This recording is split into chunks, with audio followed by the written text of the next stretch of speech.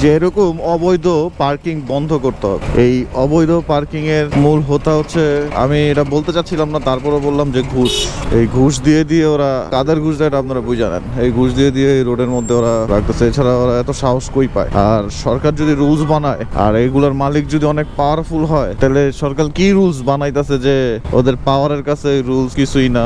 এরকম রুলসের দরকার নাই যে রুলস ওই পাওয়ারের কাছে শূন্য। তারপরে যে যত্রতত্র বা যেখানে সেখানে যে পার্কিং করে দাঁড়ায় রাখে, এইটা হচ্ছে বন্ধ করতে হবে। আর পুলিশদের এটা কঠোরভাবে পদক্ষেপ নিতে হবে। হ্যাঁ, পদক্ষেপ কে নিবে? পুলিশ। এর জন্য এই অবস্থা। এই বাসগুলা যদি এরকম জায়গায় জায়গায় না থামায় রাখে না, তাহলে আর কোনো সমস্যাই হয় না। প্রায় 50% ঝামেলা কইমা যায়। বাস কি করে, পিছনের যে আরেকটা বাস আগে যেতে দিবি না দেখা ও মাঝখানে আইসা দাঁড়ায়, যাত্রী নামায়, যাত্রী উঠায়, যাতে পিছনের একটা বাস যাইতে না পারে। এই সব কেন বন্ধ করতে পারে? এটা তো সব চোখের সামনে করতেছে ভাই। আর যদি ওরা না পারে, তাহলে মানে সাধারণ জনগণদের যারা রাস্তাঘাটে চলাফেরা করে, এদের কিছু একটা পাওয়ার দিয়ে দেখ, যে আসলে ওরা ওরকম আটকায় বা ছবি তুইলা ভিডিও কইরা পুলিশের কাছে দিলে পুলিশ সাথে সাথে অ্যাকশন নিবে। এরকম পাওয়ার দিয়ে দেখ, বা প্রত্যেকটা জনগণের পাওয়ার দিয়ে দেখ। এরকম বাস যদি যত্রতত্র থামায় কোনো নিয়ম ছাড়া, এই যে দেখেন পার্কিং করে রাখছে দাদার রাস্তা। তারপরে যে দুইটা বাস অনেকক্ষণ ধরে একজন আরেকজনের যাইতে দিতেছে না। ওই যে আরেকটা 3টা বাস দেখছেন রাস্তাগুলোতে কিভাবে ব্লক করে রাখছে। এই ব্লকগুলা বন্ধ করতে হবে। এই ব্লক বন্ধ করলে অ্যাটলিস্ট লাস্টার 30% জ্যাম কমে যাবে। ওই দেখেন, দেখাই আপনাদের, এই যে একটা রাইদা বাস, এটা লাভ বাইক, ওই সামনে হচ্ছে অনাবিল হচ্ছে সবগুলো আটকে রাখছে। দেখেন ওই পুলিশ,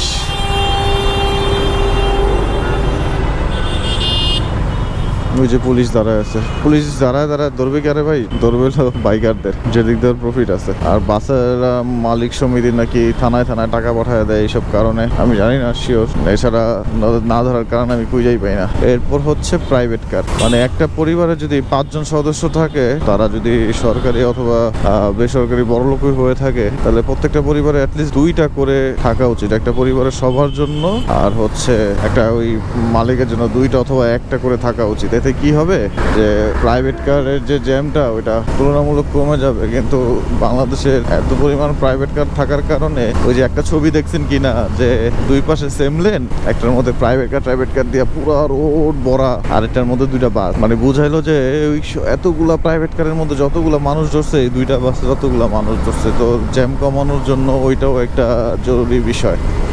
এই ভাই, রং কই যায়?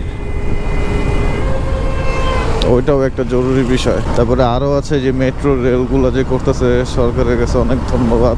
এই মেট্রো রেলের পরিমাণ বাড়ায় দেখ, যে হারে ঢাকা শহরে মানুষজন আসতেছে থাকতেছে, এটা হচ্ছে আমাদের ঢাকাবাসীদের জন্য এক প্রকার আশীর্বাদ। ওনারা আসার কারণেই বিজনেস হচ্ছে, বিজনেস বড় হচ্ছে, আমরা হাতের কাছে অনেক কিছু পাচ্ছি।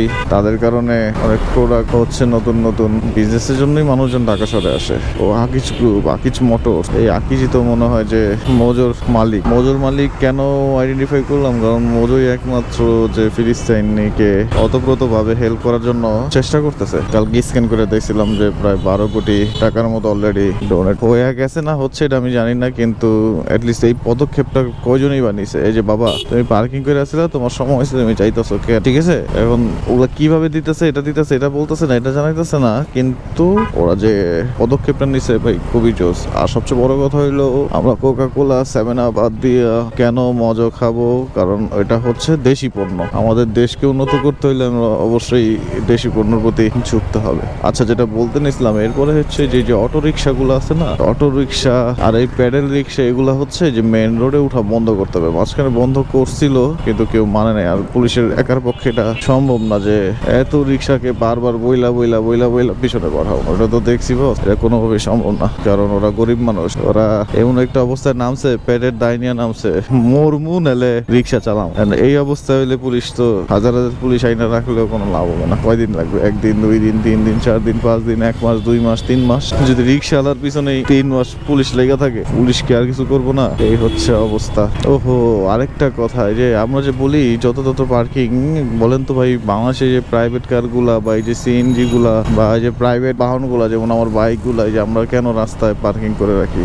প্রত্যেকটা প্রতিষ্ঠানের উচিত, জায়গাটা রেস্টুরেন্ট হোক বা কোনো কিছু, তাদের একটা পার্সোনাল পার্কিং করা, যে তাদের গেস্ট আসলে গাড়িগুলো যাতে রাস্তায় না দাঁড় করে রাখে, অ্যাটলিস্ট পার্কিং এ রাখতে পারে। প্রত্যেকটা জায়গায় পার্কিং করা উচিত, যেটা বাংলাদেশ করে না। এটা পাইছে, এটা নিয়ে ওটার মধ্যে গিয়া শোরুম বানায় ফেলছে, এটার মধ্যে রেস্টুরেন্ট বানায় ফেলছে। কিন্তু যে আর আনুষঙ্গিক অনেক কিছু দরকার, ওইটার কোনো মাথায় নাই। যেমন এক্সিট আউট দরকার, এক্সিট আউট আলাদা আলাদা গেট দরকার, এক্সিট আউটের গেট দরকার, ইমার্জেন্সি কাজের জন্য গেট দরকার, গেট বলতে কি যে ইন আউটের গেট গুলো দরকার, এরপরে পার্কিং দরকার। এইসব তো করেই না, মানুষজন রাখবে কই? যদি এগুলো একদম সরাসরি বন্ধ করে দেয় তাহলে কি হবে, যে আমার প্রাইভেট কার আছে, আমি কই যাবো, এমন একটা মার্কেটে যাবো যে মার্কেটে পার্কিং আছে, সো অন্যান্য সেল কমে যাবে যখন, তখন অটোমেটিক দেখবেন যে পার্কিং সহ সব নিতেছে। তারপরে ওই যে দেখেন মানুষ হাত দিয়া দেখা যাইতেছে। ওর জন্য ওয়াকওয়ে রাখতে হবে। এই যে এই রোড যেভাবে পার হয় এইভাবে পার হওয়া যাবে না, ওয়াকওয়েতে মানুষজন পার হবে। আর আমরা যেভাবে মানে ওনারা যেভাবে পার হয় আপনাদের হাত দেখায়, মনে হয় যে দাদার রাস্তায় আমরা উঠে গেছি। এই ওয়াকওয়ে গুলো ঠিকভাবে পরিচালনা করতে হবে, যাতে আমরা বাইকাররাও ওয়াকওয়েতে না উঠি আর কোনো মানুষও যাতে রোডে না আসে। আর লাস্ট অ্যান্ড ইম্পর্টেন্ট, ট্রাফিক আইনের রুলস থাকতে হবে অটুট। এইসব হাতুড়ি ভাঙ্গা রুলস দিয়ে, যেমন যে হাত দিয়া থামানো, হাত দিয়া ছাড়া, এইসব রুলস থাকা যাবে না। এইসব রুলস কে চেঞ্জ করতে হবে। এইসব রুলস চেঞ্জ করবো কেমনে? লাইট লাগায়, রেড হোয়াইট ব্লু লাইট লাগায়, ওই লাইটের মধ্যে একদিন লাগায় পরের দিন চুরি হয়ে যায়। এইসব রুলস তৈরি করতে হবে খুবই ইমিডিয়েট। দেখছেন যে মানুষগুলো রাস্তাতে পার হইতেছে, ফুটওভার ব্রিজ নাই এই জায়গায়, কোনো নাই জেব্রা ক্রসিং। এই হচ্ছে বাংলাদেশের সমস্যা। আই হোপ ঠিক হয়ে যাবে ইনশাল্লাহ। কোনো একদিন আমরা শান্তি মতো গাড়ি চালাতে পারবো, বাইক চালাতে পারবো, রাস্তায় হাঁটতে পারবো, যেটা উন্নত দেশগুলোতে হয়। ইনশাল্লাহ আমাদেরও হবে, আমাদের সরকারও আমাদের জন্য এইসব করবে ইনশাল্লাহ।